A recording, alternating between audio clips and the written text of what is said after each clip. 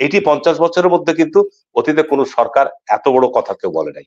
তাহলে এটা বুঝতে হবে যে প্রফেসর ইউনূসের পিছনে বাংলাদেশের সকল রাজনৈতিক দলের যে ঐক্য, যে শক্তি, ওনাকে যে সাপোর্ট আমরা দিচ্ছি, সেই সাপোর্ট শক্তি বলেই কিন্তু উনি এই কথাগুলো দৃঢ়তার সাথে অবস্থান গ্রহণ করেছেন। এটা কিন্তু জনগণ গ্রহণ করেছে, আমি আপনাকে বলবো। সুতরাং কূটনীতির ক্ষেত্রে আমি বলবো যে বর্তমান অন্তর্বর্তীকালীন সরকার আমি মনে করি যে সঠিক পথেই এগুচ্ছে।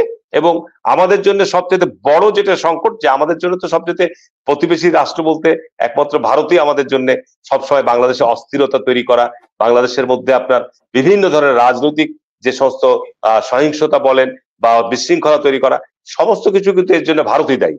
তো সুতরাং ভারত যেহেতু আমাদের দেশে এই সমস্ত গত 50 বছর যাবত আমাদের রাজনৈতিক দলগুলোকে নিয়ে খেলা খেলে এসছে, অস্থিরতা তৈরি করেছে, এই মেসেজটা কিন্তু এখন আমরা স্পষ্টভাবে দিচ্ছি। এবং এটার জন্য আমাদের জাতীয় ঐক্যটাকে আমাদের ধরে রাখতে হবে।